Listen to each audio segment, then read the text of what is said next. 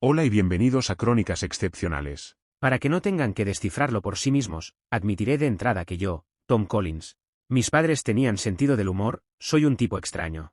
Quizás el aspecto más extraño de mi vida sea que soy un hombre de muchos oficios, maestro de casi ninguno. Por ejemplo, me interesé mucho en la magia al estilo de Houdini, como salir de esposas, camisas de fuerza, aguantar la respiración bajo el agua, etc. Era bastante bueno y de adolescente incluso hice algunas actuaciones, hasta que casi me ahogo, lo que hizo que mi carrera en ello terminara para mí. Me entrené para ser luchador de MMA y gané 3 peleas, contra competidores de bajo nivel, perfeccionando algunos agarres, patadas y golpes selectos. Luego me enfrentaron a un luchador de nivel medio, eso no salió tan bien, así que dejé el MMA. Practicaba el rogainin, un deporte de orientación de navegación de larga distancia por campo traviesa, que implica tanto la planificación de la ruta como la navegación, y participé en algunas competiciones. Me fue bien en concursos básicos, pero cuando caí por un acantilado, afortunadamente sin daño permanente, durante un evento de nivel superior, también lo dejé. Desarrollé una fascinación por las pistolas. A los 18 años adquirí 3 de manera poco legal y fui a un campo de tiro, donde realmente me volví bastante competente con las 3, así como con varias más de otros tiradores en el campo. Mi padre, que es fiscal, se enteró de las 3 armas, las confiscó y las entregó a la policía, en un programa de entrega sin preguntas. Mi vida académica fue, afortunadamente, un poco diferente que con las actividades descritas anteriormente. Aunque abandoné el francés después de 2 años en la escuela secundaria, y evité los cursos de ciencias sociales lo mejor que pude, en realidad fui una estrella en matemáticas y ciencias, y perseguí diligentemente esos cursos sin interrupción. Terminé graduándome como mejor de la clase de una buena escuela de ingeniería. Nunca tuve problemas para tener citas con mujeres guapas o muy atractivas, sin embargo, mi vida amorosa tomó un mal giro no porque renuncié, sino porque me dejaron. Mi novia de la universidad, Brittany, me dejó sin ceremonias un mes antes de graduarme. Ni siquiera sé si fue por otro chico porque nunca me lo explicó, básicamente me dijo, la vida no es justa. Acéptalo. Al menos lo hizo en persona y no por mensaje de texto. Fue realmente doloroso, porque estaba convencido de que ella era el amor de mi vida. Y yo aparentemente ingenuo, pensaba que ella sentía lo mismo. Mi eventual esposa, Melissa, y yo, estábamos en proceso de recuperación, cuando nos conocimos poco después de graduarnos de la universidad el mismo año. Aunque Melissa no fue completamente sincera sobre su situación, según lo que me ha contado, su escenario era similar al mío. Ella pensaba que Peter era el amor de su vida, solo para que le dijera unos días antes de graduarse. Aunque aparentemente él fue más amable que Brittany, que se iba a Europa por un trabajo, y no la invitaba, porque no había esperanza para una relación a largo plazo. Los 2 cachorros dañados, que éramos Melissa y yo cuando nos conocimos, aparentemente estábamos tratando desesperadamente de salvar nuestros egos y sueños. Pensamos que nuestra conexión instantánea era amor verdadero, y no algo transitorio, que finalmente nos llevaría a preguntarnos si habíamos sido ingenuos en lugar de satisfacer nuestros anhelos románticos. Durante nuestro noviazgo, hubo varias cosas sobre ella que no me parecieron tan geniales. Y estoy seguro de que ella tenía tantas sobre mí, pero pude excusarlas o racionalizarlas en mi mente, porque estaba tan desesperado porque esta relación funcionara. El sexo con Melissa fue bueno, aunque no estuvo al mismo nivel que con Brittany, aunque lo intenté mucho. No fue hasta 4 años después de nuestra boda, cuando fui a la psicóloga Susan Fields, que puso las cosas en su perspectiva adecuada, dándome, demasiado tarde, el consejo que debería haber tenido después de Brittany, pero antes de Melissa. Tom, ser capaz de comprometerse es el sello distintivo de una buena relación. Sin embargo, si estás justificando o racionalizando muchas cosas sobre la persona con la que estás en una relación, que era exactamente mi situación, especialmente si el sexo no es óptimo, entonces te estás conformando con algo que no durará. O incluso si dura más de lo esperado, nunca serás feliz. Muchos temen quedarse solos y por eso se quedan con alguien que no les hace vibrar. No hagas excusas. Sal de eso y encuentra a alguien que no requiera que lo racionalices. No es que Melissa y yo fuéramos de alguna manera desagradables el uno con el otro, o nos tratáramos mal. Excepto por los pocos meses después de conocernos, pero antes de casarnos, simplemente no había chispa. Incluso después de 5 años de matrimonio, solo habíamos tenido 3 discusiones significativas, todas sobre lo mismo. Las discusiones que Melissa y yo tuvimos fueron sobre la atención que le prestaba, o se le prestaba a otras personas, Carmen Mayor en el caso de Melissa, Colleen Fleming en el mío. Nuestra primera discusión fue cuando pensé que, no solo Carmen prestaba demasiada atención a Melissa, sino que ella parecía estar disfrutándolo. Después de una confrontación acalorada, nos calmamos, y después de un par de encuentros posteriores entre Melissa y Carmen, que no fueron tan objetables para mí, parecíamos estar en igualdad de condiciones. La segunda discusión fue cuando Melissa pensó lo mismo, sobre mí y Kalin, que yo pensaba sobre ella y Harmen. Nuevamente, nos calmamos después de unos días, y después de un par de encuentros posteriores entre Kalin y yo, que no fueron tan objetables para Melissa, las cosas estaban bien. La tercera discusión fue una repetición de las dos primeras, donde ambos expresamos preocupaciones al mismo tiempo, yo sobre Harmen y ella sobre Kalin. Resolvimos eso más rápido y con más entusiasmo que las dos primeras. Había una diferencia importante entre cómo veía a Harmen y cómo veía Melissa a Kalin. Pensaba que Harmen era un completo imbécil, y no podía entender cómo ninguna mujer podía sentirse atraída por él porque era grande, belicoso y feo, desde una perspectiva masculina, pero parecía que varias mujeres que conocía le gustaba su aspecto. Mientras que a Melissa le gustaba Kalin, simplemente no la quería cerca de mí. ¿Mencioné que Kalin era una chica atractiva? La tercera discusión había sido hace más de 6 meses, antes del núcleo de mi historia. Melissa trabajaba como bibliotecaria informática en Jefa, en el pequeño colegio privado en nuestra ciudad de residencia. Casi nunca viajaba por trabajo. Yo trabajaba como ingeniero de recursos energéticos, tenía experiencia en petróleo, gas natural, carbón, turba, viento, solar, mareomotriz, hidroeléctrica y geotérmica, aunque no era experto en ninguna de ellas. Hacía evaluaciones iniciales para mi empleador, una gran corporación multinacional llamada Enerset Inc. Hacía evaluaciones preliminares en áreas geográficas. Después de estudiar todos los datos físicos relevantes sobre ellas, y según mis evaluaciones, Enerset enviaba expertos en las áreas energéticas que había señalado. Tuve mucho éxito en mi trabajo, en ese momento nunca había estado equivocado en mis evaluaciones iniciales. Viajaba por trabajo más de lo que me hubiera gustado, pero nunca por más de una semana a la vez. Disfrutaba del trabajo real que hacía para Enerset. Mucho menos agradable era la necesidad de lidiar con las problemáticas y ultracompetitivas personalidades de algunos de mis compañeros de trabajo. Harmen Mayor también trabajaba para Enerset, pero en contabilidad, así que al menos normalmente no tenía que interactuar con ese imbécil en el trabajo. Sin embargo, había muchos otros imbéciles. Quizás el mayor imbécil era Eric Magnum, que probablemente habría atropellado a su abuela para avanzar en su carrera, y desafortunadamente a veces tenía que interactuar con Eric. Me enviaron a hacer una evaluación en Mindanao, la segunda isla más grande de Filipinas, con una superficie terrestre de aproximadamente 94.630 kilómetros cuadrados. Desafortunadamente, el imbécil Magnum estaba dirigiendo operaciones en el lejano oriente en ese momento. Investigué no solo los aspectos físicos normales del área, como la topografía, fotos satelitales, velocidades del viento, corrientes oceánicas, caudal de ríos, temperaturas promedio e insolación solar promedio, sino también el clima político. Me preocupaba mucho el hecho de que hubiera terroristas islámicos, conocidos como Abu Sayyaf, en la zona que habían secuestrado a occidentales. Eric me aseguró que no serían un problema, ya que no habían estado activos durante un tiempo en la zona a la que viajaba, y que contrataría seguridad privada para escoltarme. Aunque estaba aprensivo, accedí, principalmente porque tenía que hacerlo, era mi trabajo. Encontré que la seguridad privada que Eric había contratado era un poco sospechosa. El comandante del equipo de 6 hombres hablaba un inglés decente, y parecía profesional, aunque sus hombres estaban descuidados. El comandante tenía el inusual nombre de Alab al-Valorio, y me dijo que vivía en Davao, la ciudad más grande de Mindanao. Solo había estado haciendo mis evaluaciones durante aproximadamente 48 horas, cuando ocurrió el desastre. Mientras tomaba medidas de insolación solar, nos acercamos a un grupo de unos 6 tipos de aspecto rudo con AK-47, 2 de los cuales eran una rara especie de hombres filipinos, tenían barbas. El líder barbudo y Alab hablaron, no entendía el idioma, pero entendí la palabra Magnum, que se usó más de unas pocas veces. Los dos líderes se estrecharon la mano, y mis guardias simplemente se fueron, con mi equipo. En un inglés rudimentario, los intrusos se identificaron como Abu Sayyaf, y como si no lo hubiera entendido ya, dijeron que yo era su rehén.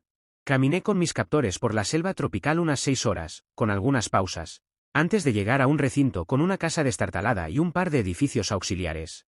Me pusieron en uno de los edificios y me encadenaron. Afortunadamente, mis captores no eran las personas más inteligentes del mundo, y su registro de mí fue mediocre. Me habían confiscado la billetera y el teléfono celular, pero no habían encontrado la mini bolsa de herramientas que guardaba en mi calcetín izquierdo, que contenía herramientas pequeñas, las cuales necesitaba para ajustar y reparar el equipo de medición de insolación solar, el cual era bastante caprichoso. Me di cuenta de que podía ser asesinado en cualquier momento, y que probablemente no comería bien y perdería gradualmente mi fuerza, así que planeé recopilar información durante un par de días, intentar quitarme las esposas usando las herramientas de mi bolsa pequeña, aprovechando mis habilidades de mago adolescente, y luego hacer una escapada. Mi plan se aceleró cuando alrededor de la medianoche de mi primera noche en cautiverio, 3 de los terroristas abrieron la puerta de la cabaña, empujaron a una mujer adentro y la encadenaron a pocos metros de mí. Una vez que se fueron, empecé una conversación con la mujer, no había tenido una buena vista de ella. En la tenue luz que los terroristas habían usado para ver dentro de la cabaña, pero era alta, rubia y obviamente occidental. Yo soy Tom Collins, ¿cuál es tu nombre? Fue mi brillante línea de apertura una vez que los terroristas se fueron. Monique, ¿hablas inglés? Fue su respuesta, seguida de algo que supuse que era francés, ya que era más o menos lo que recordaba del francés de la escuela secundaria, preguntando si hablaba francés. Su inglés era casi tan malo como mi francés, pero con una extraña combinación de los dos. Realmente pudimos comunicarnos lo suficiente como para entendernos. Ella era de una zona rural de Francia, pero fue descubierta por un agente de talentos de París y había modelado, no en moda, ya que era demasiado voluptuosa para eso, pero sí para autos, yates, casi cualquier otra cosa, además de ropa, en París durante unos meses. Su carrera como modelo no despegó, pero fue descubierta nuevamente por un jeque saudí, y ella en retrospectiva, tontamente se enamoró y se casó con él. Una vez casada, su verdadera personalidad, ultra controladora y su asquerosidad, salió a la luz y ella había intentado dejar el matrimonio, huyendo a varios países diferentes, terminando en Filipinas.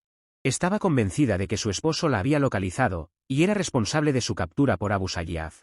Nos compadecimos durante aproximadamente 1 hora y luego nos quedamos dormidos. No le había avisado a Monique que podía liberarnos de nuestras esposas, pero sí le dije que pensaba que podríamos escapar. Cuando me desperté con la luz entrando a raudales en nuestra cabaña, Monique ya estaba despierta. Por fin pude verla bien. ¡Santo cielo! Era una versión aún más guapa de Colleen Fleming, la mujer de la que mi esposa estaba celosa, y por la que yo sentía una atracción reprimida. Cuando llevábamos despiertos alrededor de 1 hora, 2 de los terroristas entraron en nuestra cabaña y nos dieron un desayuno minimalista, que consistía en arroz con un poco de mango pasado. El segundo de los terroristas era nuevo para mí, y no me gustaba la forma en que miraba a Monique, y a ella tampoco le gustaba. Después de comer, le dije a Monique que necesitábamos escapar lo antes posible. Abrí mis grilletes de piernas y estaba a punto de abrir los suyos, cuando escuchamos un ruido. El terrorista de aspecto desagradable estaba de vuelta, y era obvio que tenía malas intenciones con Monique mientras la levantaba. Era hora de actuar. Cuando el terrorista estaba saliendo por la puerta empujando a Monique, cuyos grilletes de piernas había colocado delante de él, me levanté y le puse la cadena de mis grilletes de muñeca alrededor del cuello. Yo era mucho más grande y fuerte que él, y para cuando decidió ir a buscar su pistola en lugar de intentar quitarse la cadena del cuello, ya era demasiado tarde. Lo sacudí para asegurarme de que estaba muerto, y luego hice señas a Monique para que volviera a la cabaña.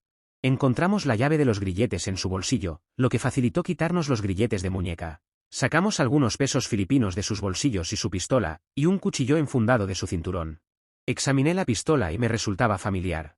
Era una pistola M1911, comúnmente emitida a soldados en Filipinas que tienen armas de mano, y probablemente la había tomado de un soldado muerto. Aunque nunca había tenido una, había usado una pistola M1911 en el campo de tiro al que solía ir cuando tenía 18 años. Moví los seguros de agarre y pulgar a las posiciones activas. Le dije a Monique que teníamos que lidiar con los terroristas en la casa destartalada, ya que no teníamos posibilidad de escapar si rápidamente se daban cuenta de nuestra fuga, y ella me siguió. Afortunadamente, solo había 4 terroristas en la casa destartalada y todos estaban en la misma habitación. El resto estaba fuera, probablemente tratando de secuestrar a otras personas o emboscando a soldados. Los pillé completamente por sorpresa y ejecuté a todos ellos con mi M1911 robada, antes de que pudieran disparar sus armas. Monique y yo revisamos todas sus pertenencias. Encontramos 2 mochilas viejas, pero en buen estado, los dólares estadounidenses, euros y tarjetas de crédito que nos habían confiscado a Monique y a mí, nuestros pasaportes, la botella de filtración de agua que le habían quitado a Monique, una brújula, algo parecido a las raciones K, un par de mantas sucias pero resistentes y 5 pistolas. Inutilicé los AK-47 lo mejor que pude, así como una de las pistolas, porque no estaba familiarizado con ella y no sabía si podría manejarla adecuadamente. Metí pequeñas ramitas en el cañón de cada arma y luego las llené de barro. Dejé el extremo libre de los cañones limpio para que, con suerte, los terroristas no vieran lo que había hecho y dispararan las armas, resultando heridos o muertos. Afortunadamente, las otras 4 pistolas que encontré eran M1911, y había suficiente munición para ellas. No pudimos encontrar nuestros teléfonos celulares. Le di a Monique la mochila más ligera, una de las M1911, para la cual le di una rápida instrucción, y un cuchillo, Y yo tomé la mochila más pesada que tenía 3M1911, junto con muchas rondas de munición, con la última M1911 en mi cinturón. Con eso nos pusimos en marcha. La ciudad más grande, Davao, estaba al sur, la dirección que los terroristas restantes esperarían que tomáramos. Así que nos dirigimos hacia el norte, más adentro de la selva. Realmente no podíamos confiar en la población local, ya que no teníamos idea de quién simpatizaba con Abu Sayyaf, o si habría alguna especie de recompensa por nosotros. Así que planeamos mantenernos en bajo perfil durante bastante tiempo. Además, Monique estaba muerta de miedo de que su esposo tuviera contactos, y ahora quisiera matarla si nos topábamos con la persona equivocada. Cuando paramos para almorzar el primer día y ambos nos bañamos en un arroyo cercano, tuve mi primera buena mirada a Monique. Anteriormente había establecido que era una versión más grande de Kalin, pero ella no dudó en bañarse desnuda, así que ahora tuve una vista realmente buena. Monique era, para mis gustos, la mujer más hermosa que había visto en mi vida. Aunque su rostro no era clásicamente hermoso, era muy abierto, bonito y agradable. Y su cuerpo podía inspirar a poetas y escultores.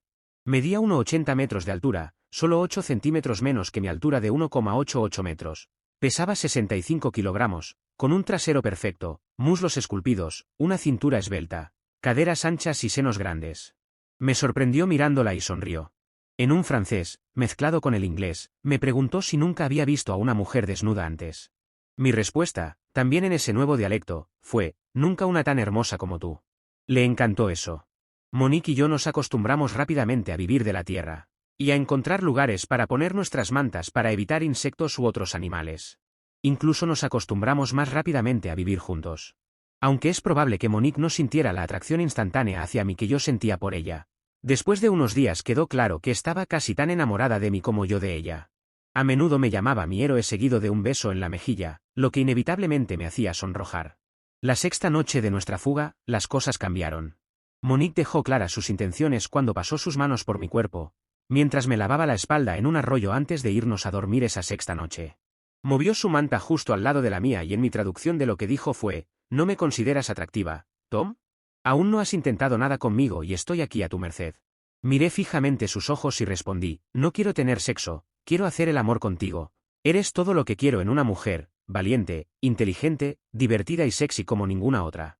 No quiero arruinar mi oportunidad de tener una relación a largo plazo contigo siendo demasiado agresivo. Te diré algo, vamos a hacerlo ahora, luego hacer el amor, y ver cómo seguimos a partir de ahí, me sonrió. En un segundo pasé de contemplativo a energizado. Después de plantarle un beso de 30 segundos, rápidamente me lancé a complacerla. Después de media hora de abrazos, charlas en la almohada, sin almohada, y besos, Monique y yo nos dormimos. Después de esa noche no podíamos tener suficiente el uno del otro. Nuestra pasión se vio reforzada, cuando pudimos cambiar una de nuestras pistolas por una hamaca doble apenas usada. Nos llevó un poco acostumbrarnos a la hamaca, pero una vez que lo hicimos, nos permitió tener sexo realmente emocionante, novedoso y aventurero. Tuvimos sexo e hicimos el amor al menos una vez al día cada uno. A veces lográbamos alquilar una habitación en un hotel rural tambaleante, donde destrozamos más de una cama, ya que no estaban construidas para personas tan grandes como nosotros. Después de 3 semanas, ambos sabíamos que estábamos prolongando nuestro tiempo en la naturaleza, principalmente para poder estar juntos, porque estábamos enamorados, aunque ambos seguíamos paranoicos sobre lo que su esposo, y mi jefe o colega, tenían planeado para nosotros si regresábamos. Tuvimos docenas de situaciones extremas durante nuestro tiempo en la selva. Trabajamos juntos de manera excelente como equipo y superamos todos los obstáculos, y de hecho, el tono de nuestros cuerpos lo corroboraba, que nos encontrábamos en tan buena condición física como en cualquier otro momento de nuestras vidas, con la posible excepción de cuando estaba entrenando para MMA. 4 meses después de nuestra experiencia en la naturaleza, las cosas cambiaron. Monique empezó a vomitar la mayoría de las mañanas, y no estaba enferma ni había consumido alimentos en mal estado. Alrededor de su cuarto episodio de vómitos, Monique tomó mi mano y dijo, ¿sabes lo que esto significa, verdad? Para entonces yo hablaba bastante bien francés y ella inglés, así que hablábamos en uno u otro idioma. Nada de un lenguaje inventado. Significa que es muy probable que estés embarazada de unas 6 semanas, sonreí en respuesta. ¿Cómo te sientes al respecto, Tom? No podría estar más feliz, Monique. Tengo toda la intención de pasar el resto de mi vida contigo. Y la idea de tener hijos contigo me llena de felicidad hasta los dedos de los pies. Ante el embarazo de Monique, era hora de regresar a la civilización. Y también de averiguar los detalles de cómo y por qué ambos habíamos sido entregados a Abu Sayyaf. La primera parada en estos esfuerzos era llegar a un buen hotel en Davao. contactar a las embajadas inglesa y francesa, eventualmente contactar a los padres de Monique y míos, y encontrar a Alab al Valorio. Robando un vehículo, nos trasladamos desde la selva hasta Davao. Compramos suministros y teléfonos celulares en una farmacia, usando mi tarjeta de crédito por primera vez desde que escapamos, y tomamos una larga ducha caliente juntos. Me afeité la barba por primera vez en meses. Después de un día de descanso por nuestra noche sin dormir, fui a ver a un investigador privado anglo, mientras Monique buscaba en Internet, tratando de descubrir dónde podría estar su esposo y qué había estado haciendo, así como cualquier otra información sobre ambos. Afortunadamente, sin salir de su oficina, gracias al nombre inusual de Alab, el investigador privado anglo pudo localizar rápidamente su dirección de residencia. Dejé al investigador privado a cargo de obtener información actual sobre Eric Magnum, y luego fui en busca de Alab. Tuve mucha suerte al vigilar la casa de Alab esa noche. Él regresaba medio borracho de un bar, cuando lo agarré y lo sometí a una llave de MMA. Vivía solo en un apartamento de mala muerte en el primer piso, así que saqué sus llaves de su bolsillo. Abrí la puerta, lo até a una silla y le eché agua en la cara hasta que se despertó. Cuando abrió los ojos, le sostuve un cuchillo en la garganta. «Recuérdame, Alab, Tom Collins, el tipo que entregaste a Abu Sayyaf». Alab comenzó a balbucear como un tonto tratando de explicarse. Le dije que se callara y simplemente respondiera a mis preguntas, y que si no era honesto, lo mataría. Con solo su cabeza y hombros en el marco de mi cámara de teléfono celular, la puse en modo vídeo y comencé a interrogarlo. Estaba aterrorizado y muy colaborador. Obtuve toda la información que necesitaba del interrogatorio, y de los correos electrónicos y mensajes guardados en su teléfono, que transferí al mío, y de un documento en su posesión que era una declaración jurada que había firmado hace 2 meses, alegando que el día en que realmente me entregó a Abu Sayyaf yo estaba nadando en el océano. Él fue testigo de cómo un cocodrilo de agua salada me arrastraba bajo el agua, sin volver a ser visto nunca más. Un detalle particular fue que Magnum le había dicho que me matara, pero él tuvo la brillante idea de entregarme a Abu Sayyaf, quien eventualmente me vendería en el mercado de esclavitud blanca. Realmente no creía que eso existiera, pero tal vez sí, ya que Abu Sayyaf sabía que no podía pedir rescate para Enerset, así que parecía ser la única forma en que podían ganar dinero conmigo. Una vez que obtuve toda la información que necesitaba de Alab, surgió la pregunta de qué hacer con él. Dado que había salvado mi vida sin saberlo, no quería simplemente matarlo. Había comprado algunos somníferos en la farmacia, y había reunido algo de literatura anti-Duterte de Internet para este propósito. Drogué a Alab. Le llené los bolsillos con la literatura anti-Duterte y una pequeña cantidad de una sustancia en polvo, que parecía cocaína, y lo dejé frente a una comisaría de policía. Cuando regresé al hotel, le conté emocionado a Monique lo que había encontrado y ella me correspondió de igual manera. Había encontrado muchos recortes de periódico describiendo las muertes que ambos habíamos sufrido. Afortunadamente, no habíamos contactado a nuestros padres aún, necesitábamos acercarnos a ellos con cuidado. También descubrió que su esposo había desaparecido de la luz pública, no estábamos seguros de qué hacer con eso. Al día siguiente compramos boletos de avión de primera clase, nuestros pasaportes seguían activos, aunque se nos consideraba muertos, y llamamos a ambos conjuntos de padres. Aparentemente, la madre de Monique se desmayó al teléfono, pero su padre estaba allí y pudo ayudarla y hablar con Monique. Llamé al teléfono comercial de mi padre, aunque se sorprendió. Afortunadamente no se desmayó y dijo que se encargaría de informar a mi madre. Le pedí que me enviara algo de dinero a un banco local, y él envió $8,000 al nombre del banco que le di. La razón por la que volábamos a Los Ángeles era porque Eric Magnum había sido transferido allí. Mientras Monique se quedaba en un hotel planeando el resto de nuestro viaje, fui a ver a Magnum después de horas en su oficina. Mi identificación de Enerset todavía funcionaba con el guardia nocturno en el mostrador del vestíbulo. No fui tan amable con Eric como lo fui con Alab. Le rompí la nariz y el pómulo izquierdo con mi codo derecho. Luego le aplasté los huevos después de que cayera al suelo. No estaba inconsciente, pero deseaba estarlo. Le conté lo que sabía y le dije qué iba a hacer al respecto. En mi presencia y en altavoz, Eric llamó al CEO de Enerset en su teléfono celular personal, lo cual estaba prohibido excepto en emergencias, aunque ciertamente pensé que mi problema era una emergencia. Admitió al CEO que el equipo de seguridad que contrató para protegerme realmente debía matarme, y envió al CEO documentos que respaldaban sus actividades e identificaban a Harmen Mayor como su cómplice. El CEO le ordenó que enviara su renuncia por correo electrónico esa misma noche. El CEO iba a llamar inmediatamente a Harmen y despedirlo, pero le pedí que esperara 3 o 4 días porque tenía algo más que hacer, lo cual el CEO aceptó. Harmen aparentemente había instigado todo el escenario al sobornar a Magnum y hacer que creyera, utilizando documentos falsos, que yo estaba a punto de reemplazarlo en la jerarquía de Enerset. El aparente motivo de Harmen era conseguir a Melissa. Tenía planes para Harmen. Una vez que se envió la carta de renuncia de Eric, lo até a su silla con cables eléctricos. Puse un letrero de reproducir en el grabador de su teléfono de escritorio. Ya había grabado la conversación con el CEO yo mismo en mi teléfono celular. Y llamé a la oficina local del FBI y lo denuncié por tratar con terroristas y secuestro. Esperé justo afuera del edificio de la oficina. Los pocos minutos que tardaron 4 agentes del FBI en entrar al edificio, luego me fui. Monique y yo dejamos el hotel temprano al día siguiente, después de alquilar un coche para conducir a Las Vegas. Desde Las Vegas volamos hacia el este a mi ciudad de residencia. Había llamado con anticipación para obtener una cita para Monique con un ginecólogo. Cuando regresé a mi ciudad de residencia, alquilé un coche. Nos registramos en un hotel e hice que un taxi llevara a Monique a su cita con el médico. Fui a mi antigua casa. Había un automóvil que reconocí como el de Harmon en el camino de entrada, una sonrisa cruzó mis labios. La puerta principal estaba cerrada con llave, pero saqué una llave de nuestro escondite normal y entré en la casa. Melissa me vio y se desmayó. Afortunadamente, estaba lo suficientemente cerca de ella como para atraparla y acostarla suavemente en la alfombra de la sala de estar.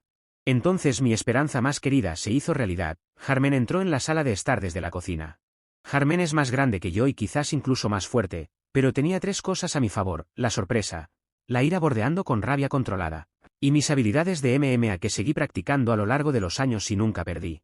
Harmon estaba en el suelo inconsciente en menos de un minuto, momento en el que hice todo lo posible por pulverizar sus testículos, pateándolo con mis zapatos de punta de cuero. Una vez que terminé con Harmon, desperté a Melissa suavemente. Pasó por un periodo de angustia, lágrimas, suspiros y expresiones de incredulidad antes de recuperar su compostura. Finalmente pudo hacer preguntas. No puedo creer que estés vivo, Tom. Vi documentos de varias personas en Filipinas jurando que te había comido un cocodrilo. Hay un caso judicial que está a punto de completarse y que te declarará oficialmente muerto. ¿Cómo estás vivo? Desafortunadamente, tú y yo somos víctimas de ese idiota de Harmon, espeté. ¿Qué?, exclamó, poniendo una mano sobre su boca. Mientras una expresión de horror se apoderaba de su rostro. Le expliqué cómo Harmon había conspirado con Magnum para que me mataran. Aunque el supuesto asesino me entregó a Abu Sayyaf en su lugar. Empezó a torcer nerviosamente un anillo en el cuarto dedo de su mano izquierda. Le presté atención, no era el anillo de compromiso que le había dado cuando nos comprometimos hace casi 6 años. Y no había una alianza matrimonial. El anillo, combinado con la expresión en su rostro, me dejó perplejo. ¿Qué anillo es ese?, pregunté tratando de ser lo menos confrontativo posible. Después de un ataque de llanto, Melissa finalmente me respondió. Pensé que estabas muerto. Harmon y yo estamos comprometidos, y... Le tomó a Melissa 3 intentos, antes de que pudiera entender lo que dijo a continuación a través de sus lágrimas. Estaba embarazada de 8 semanas del bebé de Harmon. Mirando hacia atrás en ese momento, siempre me he preguntado cuál habría sido mi reacción. Si no hubiera estado enamorado de Monique y si ella no estuviera, probablemente también embarazada de 8 semanas con mi bebé. Sin embargo, como esa era la situación, pude mantener la calma y la reflexión. Aseguré a Melissa que las cosas funcionarían, aunque no tenía base para estar tan seguro como expresé. Luego me aseguré de que estuviera cómoda y llamé al FBI. 3 agentes llegaron a mi casa en los siguientes 45 minutos. Expliqué cómo Harmon me había hecho secuestrar, para finalmente asesinarme y robar a mi esposa, cómo me había atacado cuando llegué a casa y me defendí, cómo se había asociado con terroristas y cómo era una amenaza para la seguridad nacional. Envié por correo electrónico al agente principal toda la información que tenía. Mientras hablaba con los agentes del FBI, Monique llamó. Estaba muy optimista. La cita había ido muy bien, estaba embarazada de aproximadamente 8 semanas. Y todos sus signos vitales y los del bebé eran excelentes. Le dije que tomara un taxi hasta la oficina local del FBI y que nos encontráramos allí, ya que los agentes querían un informe completo. Mientras salía de mi casa, con una Melissa desconsolada despidiéndome, y con 2 técnicos de emergencias médicas, y un par de policías locales, llevándose a Harmon en una camilla. No estaba seguro de cómo se desarrollarían las cosas, pero sabía una cosa con seguridad. Estaría con Monique el resto de nuestras vidas naturales. Monique y yo pasamos la mayor parte de los siguientes 3 días en la oficina local del FBI, pero pasamos las noches alternativamente haciendo el amor y teniendo sexo. En un hotel cercano con un guardia del FBI fuera de nuestra puerta, y con suerte no escuchando demasiado. También pasé algo de tiempo en el teléfono desde la oficina del FBI hablando con el CEO de Berset, y haciendo arreglos para que me compensaran financieramente, mientras Monique recibía visitas de otras personas del gobierno, que ambos estábamos convencidos de que eran de la CIA, aunque nunca se identificaron explícitamente como tales. Se revelaron muchos hechos interesantes. Harmon arregló para que Berset pagara a Melissa $500,000 en una póliza de seguro de vida. respaldada por la empresa, aunque aún no se me había encontrado oficialmente muerto. La compañía de seguros, independiente de mi póliza de 1,5 millones de dólares, se negó a pagar hasta que se dictara la sentencia del tribunal, que ahora, por supuesto, nunca se llevaría a cabo. Aunque Melissa no estuvo de ninguna manera involucrada en el esquema de Harmon, tenía un enorme sentimiento de culpa, lo que la llevó a revelar que había estado teniendo una aventura con Harmon, 2 meses antes de que yo fuera secuestrado. La CIA estaba muy interesada en lo que Monique tenía que decir sobre su esposo, sus asociados y su negocio. Aparentemente, sin que Monique lo supiera, y casi nadie más fuera de los gobiernos de Estados Unidos y sus aliados, se sospechaba que su esposo Assar tenía vínculos terroristas, y aparentemente la información que Monique tenía fue útil para la CIA para establecerlos. Se nos hizo creer que para cuando se completaran nuestros 3 días de reuniones e interrogatorios, Assar estaba en una lista de vigilancia terrorista, y nunca se le permitiría entrar en los Estados Unidos sin ser arrestado. Everset estaba muy dispuesto a compensarme, aproximadamente 2 millones de dólares, completamente por mi calvario, sin necesidad de litigios. De hecho, me ofrecieron un ascenso, con mucho menos viajes, si elegía regresar, lo que podía hacer en cualquier momento dentro de los próximos 6 meses. También logré que aceptaran dejar que Melissa conservara los $500,000, aunque formarían parte de nuestro acuerdo de divorcio. Fui honesto con Melissa sobre Monique, y de hecho, las presenté. Fui lo más amable posible al informarle que ella y yo nos estábamos divorciando. No fue una sorpresa para ella, sabía que nunca podríamos seguir casados con ella llevando al hijo de Harmon. Monique y yo contratamos a un destacado abogado de derecho familiar internacional, que, después de ser generosamente compensado, logró que Monique se divorciara de Assar, aproximadamente al mismo tiempo que mi divorcio de Melissa se hizo final, y antes del nacimiento de nuestra pequeña hija, a quien finalmente llamamos Colette. Monique y yo también nos casamos tan pronto como los divorcios fueron definitivos, con ambos conjuntos de padres presentes, y nuevamente antes de que naciera nuestra siguiente bebé, a quien finalmente llamamos Amelie. Magnum y Harmon terminaron en prisión federal, con sentencias que van desde 22 hasta 30 años. Melissa dio en adopción al niño que tuvo con Harmon. Ahora han pasado 8 años desde que Monique y yo nos casamos. La CIA aceleró la solicitud de ciudadanía de Monique, ya que quieren que esté disponible para testificar, si alguna vez logran que su exesposo sea juzgado en los Estados Unidos. Tenemos una segunda hija, Amélie. Ambas hijas son altas para su edad y hablan tanto francés, mejor que yo, como inglés, mejor que Monique, y son la luz de nuestras vidas. Tengo mi propia firma de consultoría, y estoy feliz en los negocios y exultante con mi vida en casa. Monique enseña francés a tiempo parcial, como voluntaria, en la escuela primaria de nuestros hijos, y realiza otros trabajos benéficos en la comunidad cuando los niños están en la escuela.